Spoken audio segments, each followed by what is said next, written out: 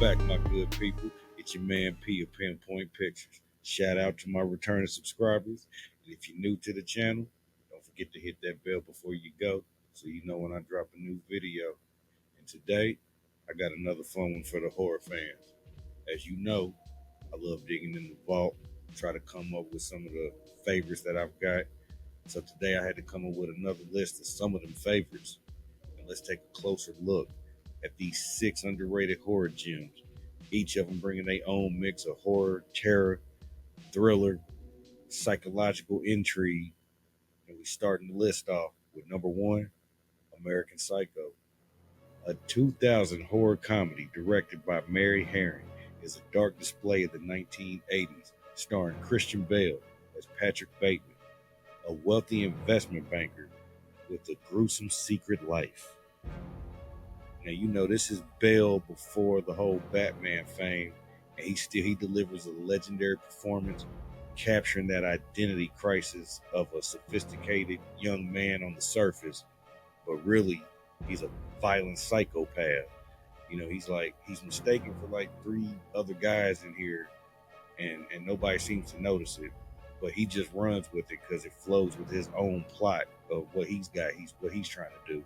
And every time he's uncomfortable and ready to make an abrupt exit, he hits him with that line, I have to return some videotapes. You know, so he's always tripping out. Plus dibbling and dabbling with the escorts at night. You can tell he's unhinged. A major hint into his jealousy and insecurities is the scene when him and his buddies are comparing their business cards, and Patrick's about ready to, he's close to crashing out because his card isn't up to par to the rest of his friends in the room. You know, gotta mention the chainsaw scene. Dude is a lunatic, you know, running through the halls naked, chasing the escort. This is loaded with a supporting cast like Reese Witherspoon, Jared Leto, Willem Dafoe, plenty others that you'll recognize. It's got polished visuals that combine that dark humor and graphic violence, plus this 80s soundtrack. It creates that unforgettable classic that I say is a must watch. You can find this on Disney Plus and Hulu right now. I just have to kill a lot of people. And number 2, The Night Flyer, a 1997 horror movie based on Stephen King's novella The Night Flyer, directed by Mark Pavia and starring Miguel Ferrer. This is a chilling tale that follows tabloid reporter Richard Dees as he investigates a series of brutal murders linked to a mysterious black airplane. He wants to, for some reason, go follow that airplane. Now, the late, great Miguel Ferrer always nails that asshole role, and he doesn't disappoint in here as his relentless pursuit of this black airplane and his story, and he wants to really be number 1.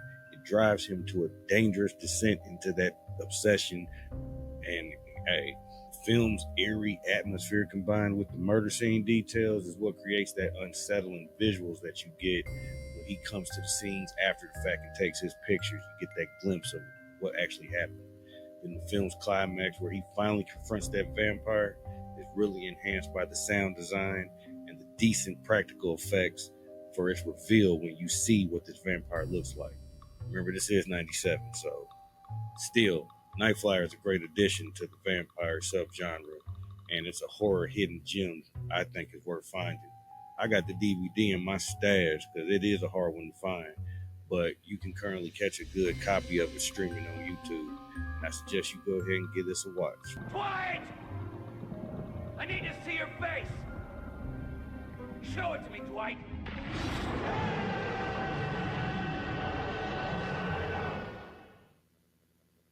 Number 3, Brainscan, a 1994 horror sci-fi cult classic directed by John Flynn, starring Edward Furlong as Michael, a teenage boy who discovers a new interactive video game called Brainscan that blurs the line between reality and virtual reality. And as he becomes more entangled in the game's gruesome challenges, it then becomes a cat and mouse thing between him and the lead detective as Michael rushes to cover up all the evidence of any of his involvement, and he doesn't know if it's real or not. Special effects are super dated, but they do their job in here, and the storytelling is what creates that thrilling experience. It makes it a fun ride. This is young Edward Furlong. This is his run after Terminator 2, and he delivers the fear of a teenager caught in a nightmarish game. As he puts the game disc in and begins it, the trickster's sinister presence is felt through his voice. And then once he pops out of the TV, like I said, the graphics are what. But shout out to T. Ryder Smith for his performance as the trickster. He knows how to play on Michael's desire for this girl next door, how to use that against him and his other best friend. I dig this one because it's just a fun thrill ride mixing suspenseful horror with gaming.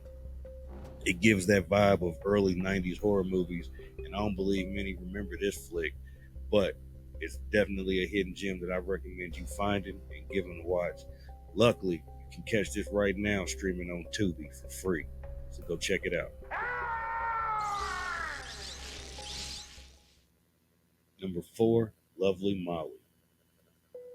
A 2011 supernatural horror film directed by Eduardo Sanchez, starring Gretchen Lodge, follows Molly as she moves into her childhood home and begins to experience terrifying supernatural occurrences, all due to painful memories from when she lived in there with her father.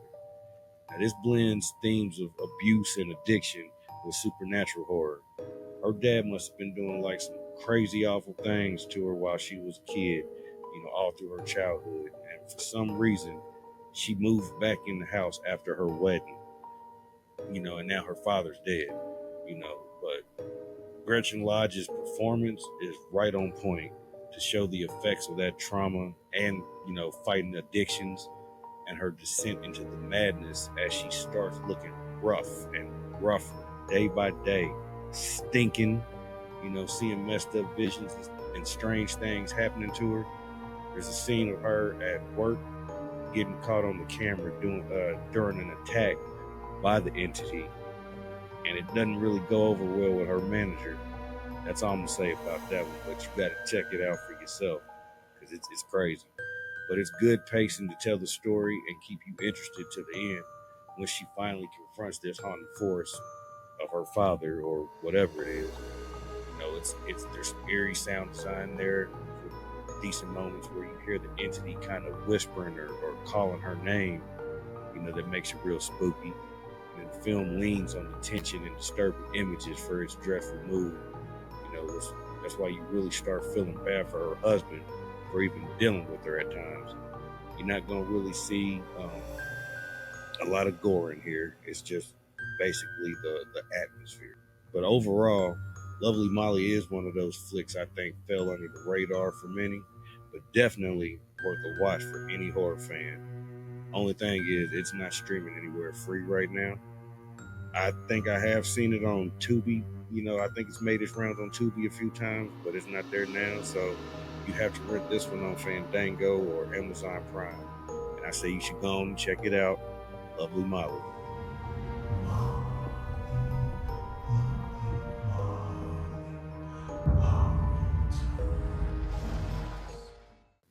Number 5, Summer of '84.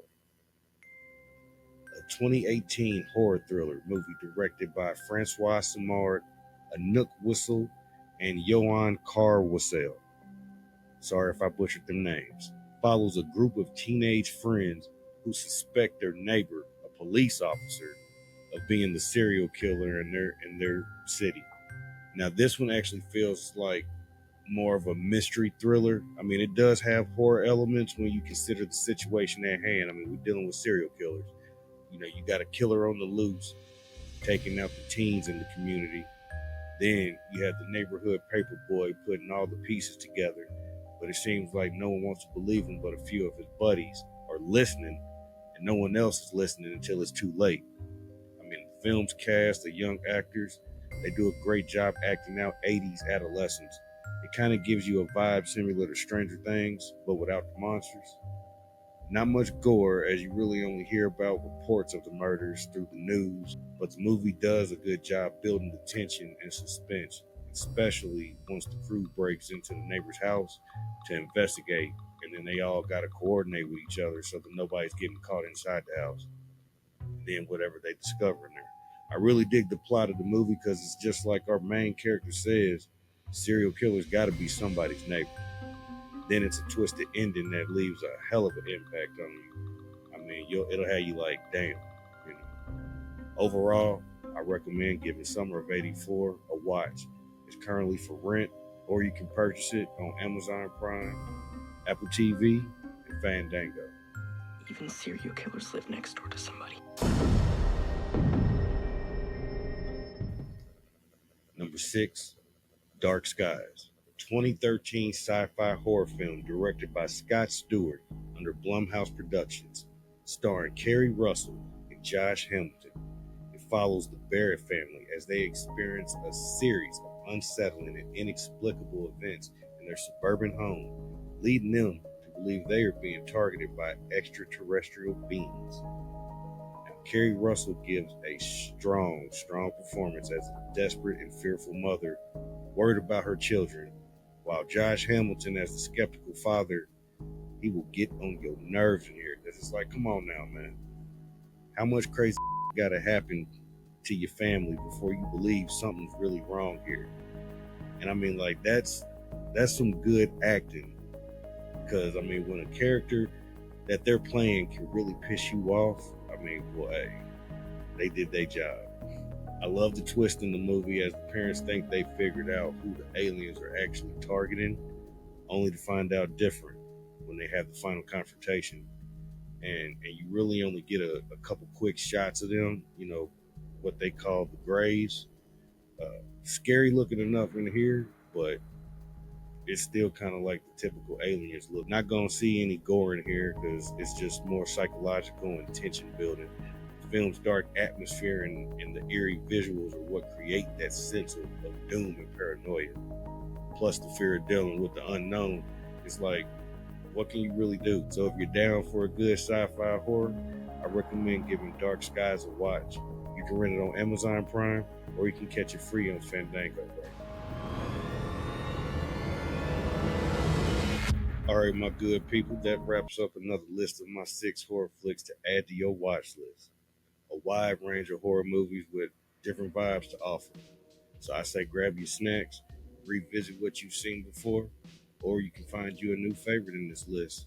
If anything I said in this video sparks your interest, let me know what you think in the comments section, or if there's any movies that you recommend for me, let me know that also. I'll get right back to you. Don't leave without sharing, liking, and subscribing. Until the next time, I'm Pete. Y'all be safe out there.